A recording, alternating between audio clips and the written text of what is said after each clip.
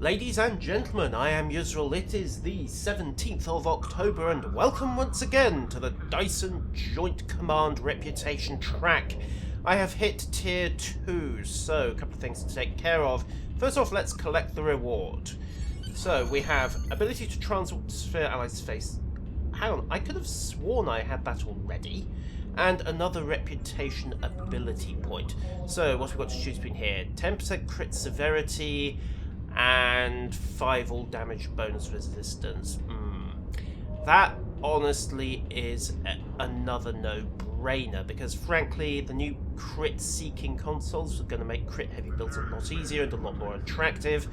And let's face it, we may as well go with the synergy. Also, you can plug up so much resistance with high shield power and hull armor these days that frankly that is just overkill. We'll also get the next batch of rep projects going. After all, who'd be insane enough to log into STO every hour on the hour at a weekend to get this done in a hurry and get the joint command going as well. Oh, word of advice, ladies and gentlemen, do not, unless you have excellent and compelling reasons, use this project here. It has a 20-hour cooldown, unlike all the other reputation conversion and item conversion projects. 15 seconds, 15 seconds, 20 hours. However, I did, and as a consequence I basically lost a day's progress waiting for this because it blocks your upgrade slot.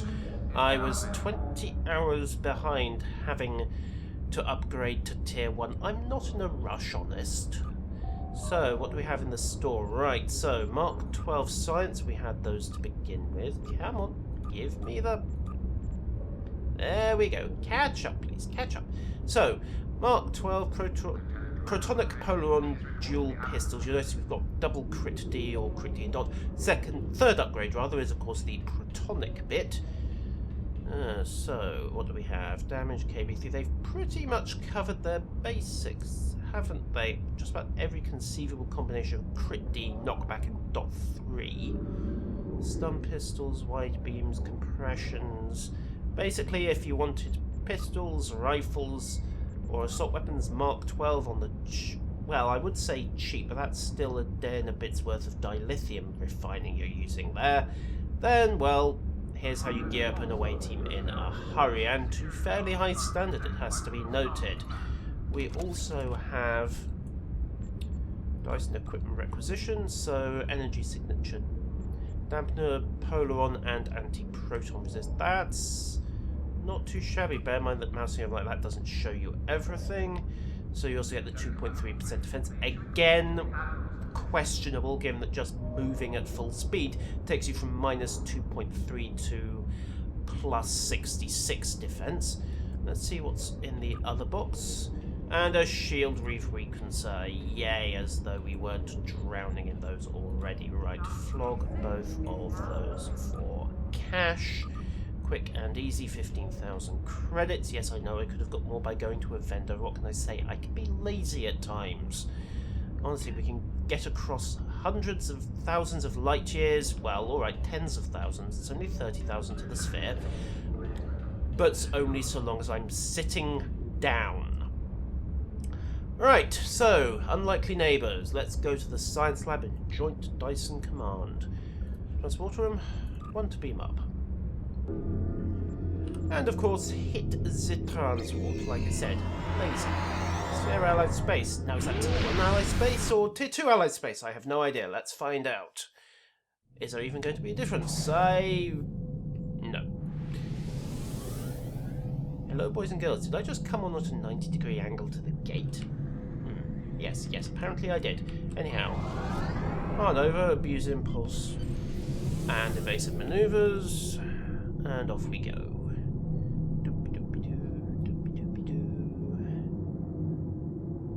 It's another beautiful day in the Dyson sphere. Mildly cloudy, brilliant sunshine with a high chance of froth and explosive violence. Beam to joint command. Now, where is this science lab?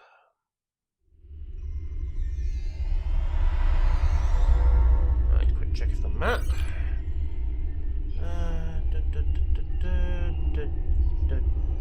Oh, there it is. Ah, it's that door we couldn't get through earlier. Ah, cunning. The plot thickens. Not only have we had to open the box, we get to see what's behind the door as well. All the secrets, all of them. Well, except for the ones at tiers 3, 4, and 5, but I imagine those will come along. Alright, also every game show cliche ever. What's in this console? Access digital media library. Oh, right, so you can replay the cutscenes. Well then, let's have our next cutscene. Enter Science Lab.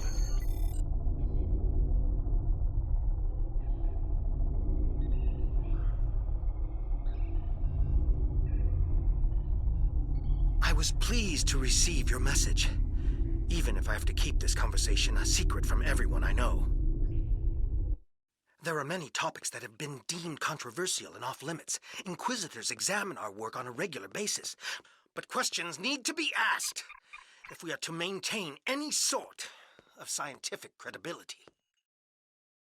Have you ever wondered at the fact that both our people were able to enter this sphere from opposite ends?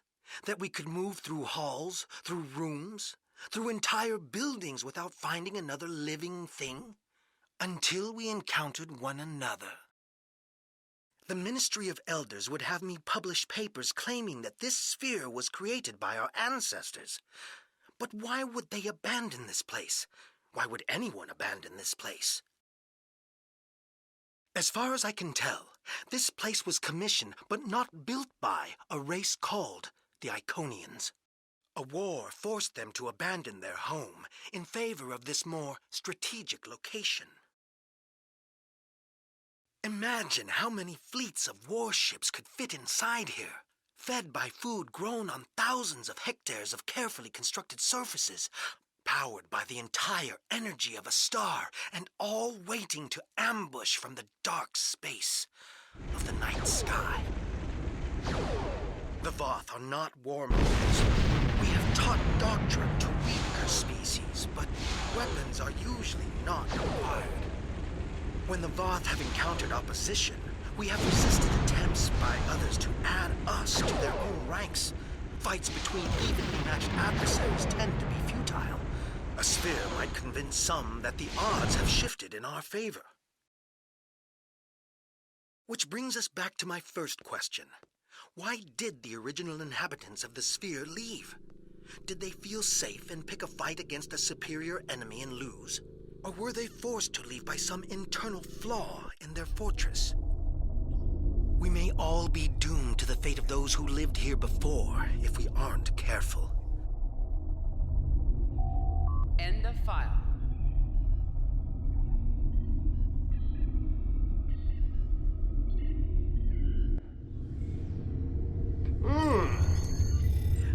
I'd say the plot thickens, which it has, but it does actually bring up a couple of interesting points. I had assumed that the sphere was producing Omega as a power source.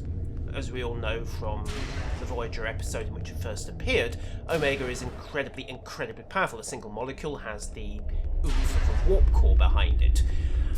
But what if it's a waste product? What if they've been producing even more energy, siphoning it off via capturing the star's own fusion processes, and the Omega is merely a side effect somehow?